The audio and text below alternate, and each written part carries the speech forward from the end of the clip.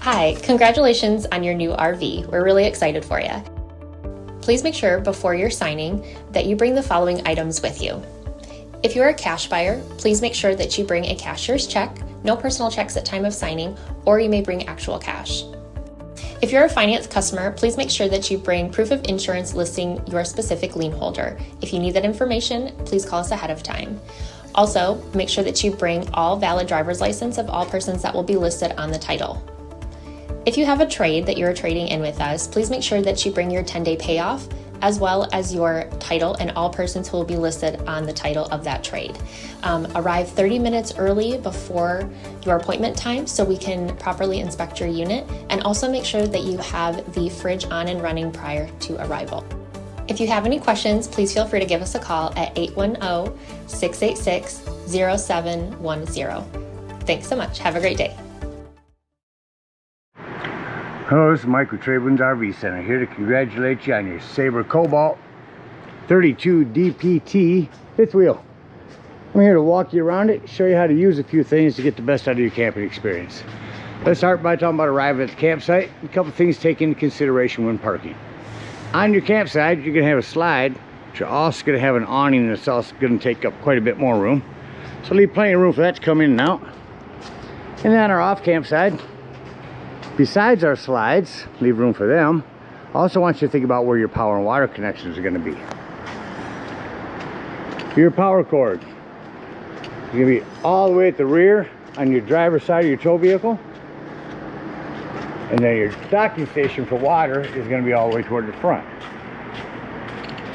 I recommend a really long water hose and an extension for your plug, because you never know where you're going to need one.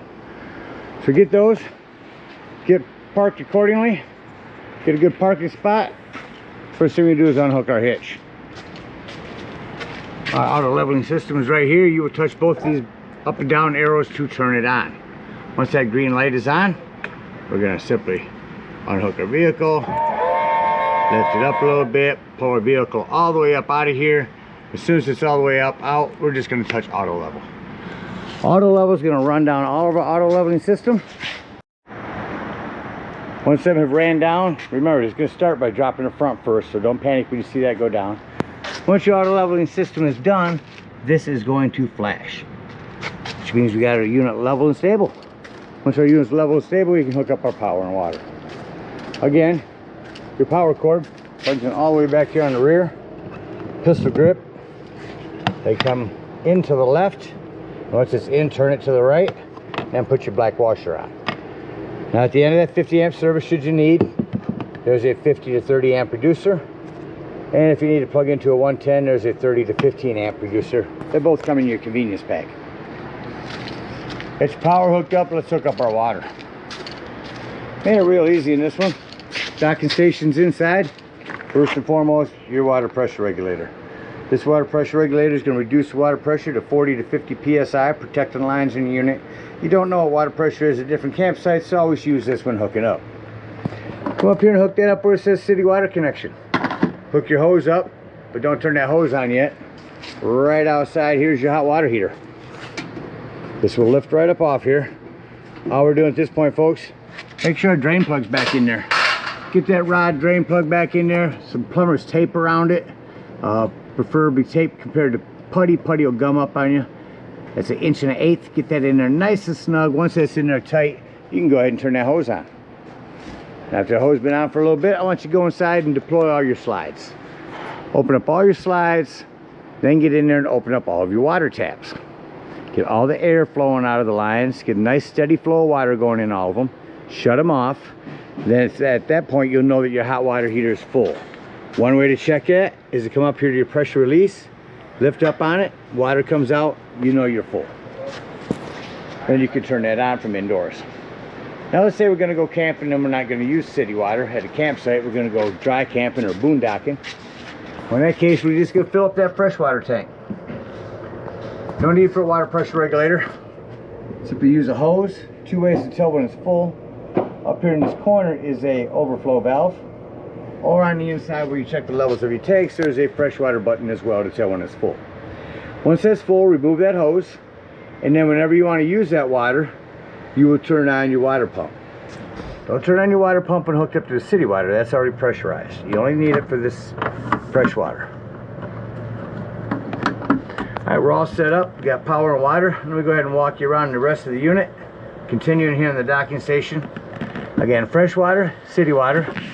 That's our black tank flush. We'll talk about that when we dump our black and gray tanks. Over here is a cable and satellite hookup, as well as a hot and cold shower. This is where you can run all those water hoses down through so you can keep your cabinet, your storage area closed. Propane is up here. Again, your hot water heater and a flue for your furnace. Two things on that. One, making sure it's never blocked. And two, if you're running your furnace, steer clear of that. It'll get hot. Coming up underneath here, here's where we'll dump our gray, black, and galley tanks. A galley tank is going to be water from your outdoor shower. They have installed their own sewage hose holder. Coming down your off-cam side, that is a vent for your microwave. Again, our power. There's our rack area, storage rack, ladder. Utilize it. Go up there a couple times a year and check the seams of your roofing caulk as needed with recommended RV roofing caulk. Got a lip out here that you can set a griddle on. Right there's your quick connect LP. Coming down your campsite. Not much talked about over here. We got our big awning with LED lighting, a couple of outdoor speakers. Again, the other sides of your huge pass-through storage area.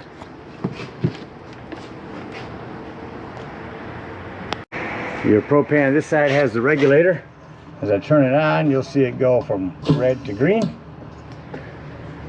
Green means you got gas.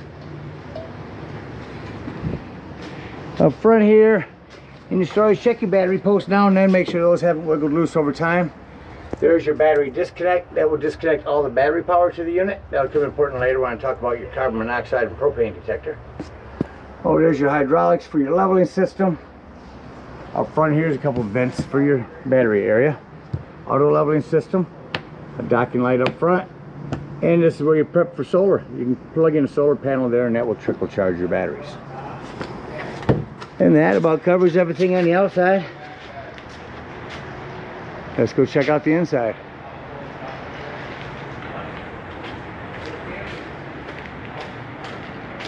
Your steps are adjustable down here. A cotter pin to remove there. Coming up inside the unit, first thing I always like to point out is the fire extinguisher. Make sure that you and everyone that's camping with you knows the fire extinguisher is located at the entry doorway in case of an emergency. Coming in immediately to the bottom is going to be your breaker box and fuses. Got quite a variety in there, a bunch of 15s and 20s. I highly recommend having some of those with you when you go camping. As you look in, come up our stairs to the right, there's going to be quite a few controls. I'm going to start up top. This is where you check the levels of your tanks. There's your brand new battery. Freshwater button, that's the one to hold down when filling up your potable water. Black and gray tanks.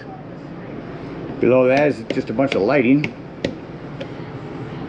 More lighting over here. Accent for your island.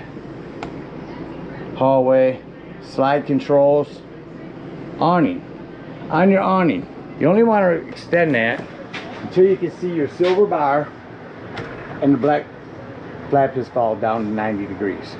If you were to hold that button down, that will continue to run itself out and start to run itself up backwards. So keep an eye on it when you run it out. Make sure you don't run it out further than you need to. We'll run that back in here real quick.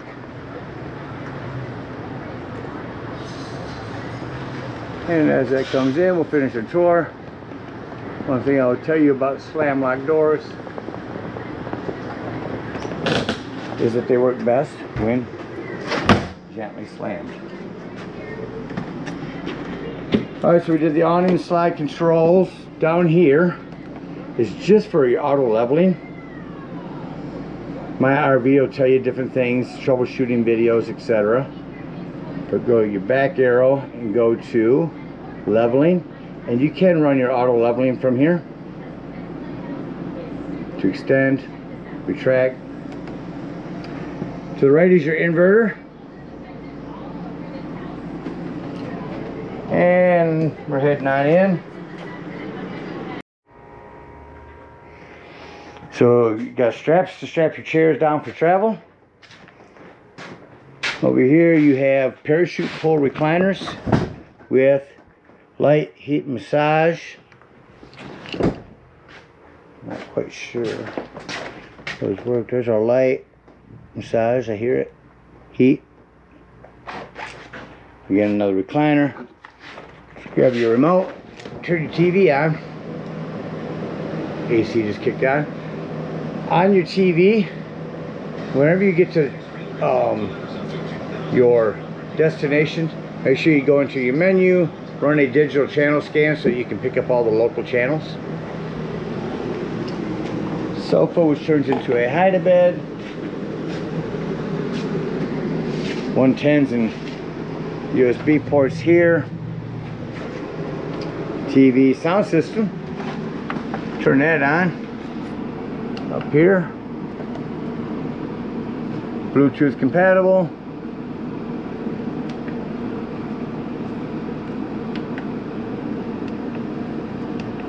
Disc.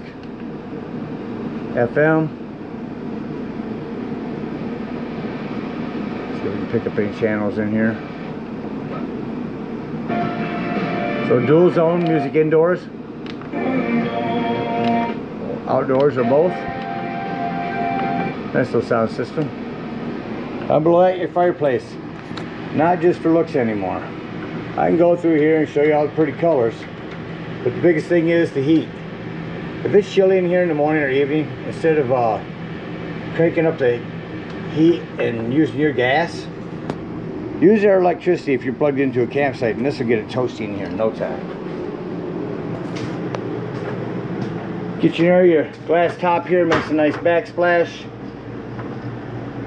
Turn on your panel light, rock this to light, press it in, hit your spark, and when your flame is on, gas is off. I forgot to shut that off. But this will light all three of these. Same thing in the oven. Turn it to light, hit your spark here, that will light it, and then just turn it to the desired temperature. No need for a pilot light anymore. Light and fan. Self-explanatory microwave.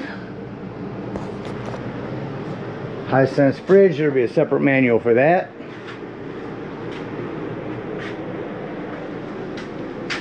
On your island, I want to mention a couple things, couple 110s.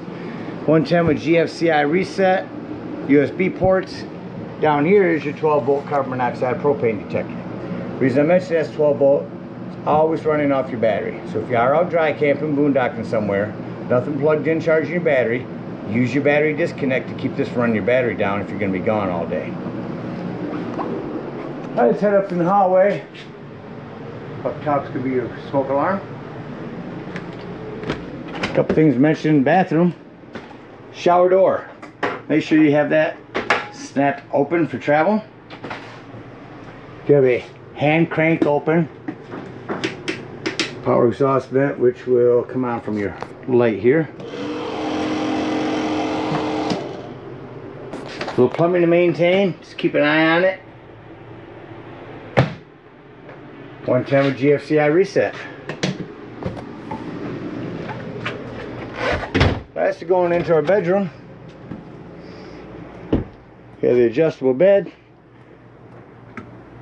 which has to be up for travel. Control for that is over here. Just make sure that when you get ready to take off, you bring this bed up, otherwise the slide is not going to close properly. The thermostat back here. Lighting and slide control for this slide only. A couple more doors to make sure that you have secured in for travel. Make sure them are right into your lock area here. Same thing with this one. I'm going to lock these up before you hit the road. Here we go. Got them in there secure. Emergency exit window. Grab this and pull your screen out. Flip this up, push out to emergency escape.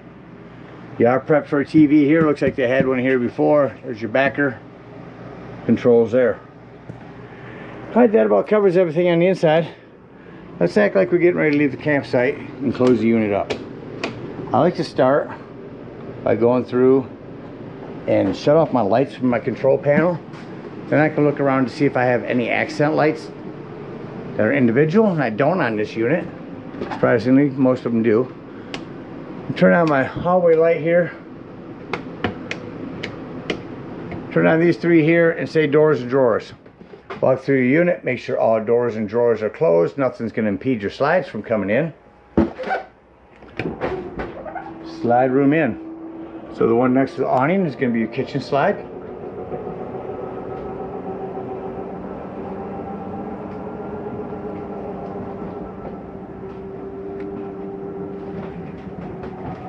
You see the importance of making sure nothing's in between there.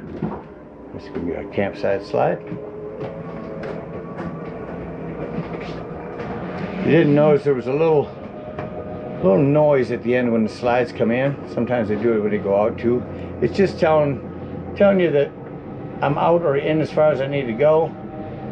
You can go ahead and let go of the button. Doesn't hurt anything. It's nothing grinding like some people think.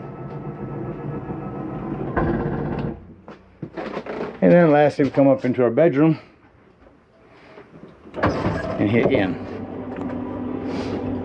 Can turn on the light if you want to see what you're doing. It's a pretty short slide. You don't have to move too much to get out of the way.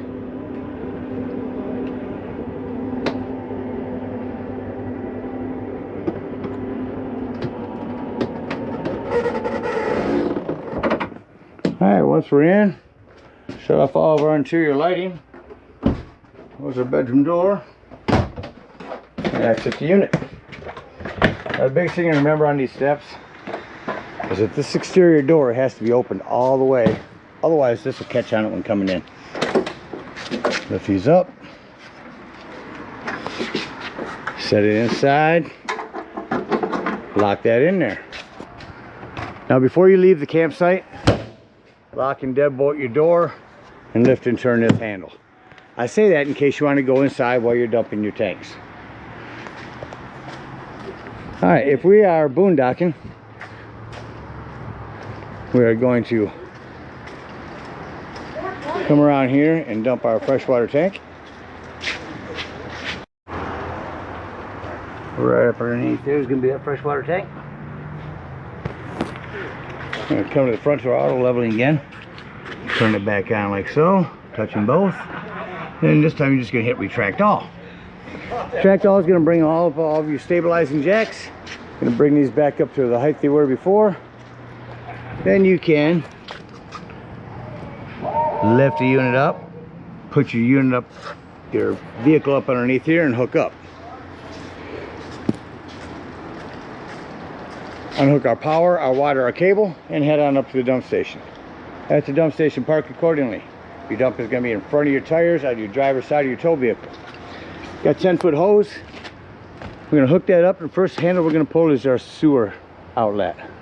That is going to be your black tank right here in the middle. Once that sounds like it's no longer draining, keep that black handle open.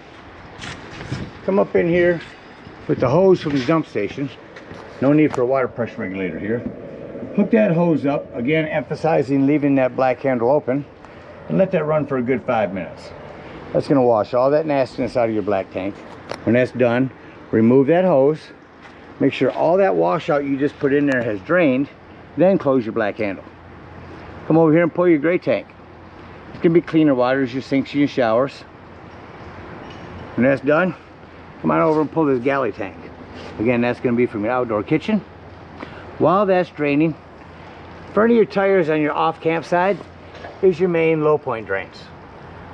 Open up those, and if you're done camping for the season, come to your hot water heater.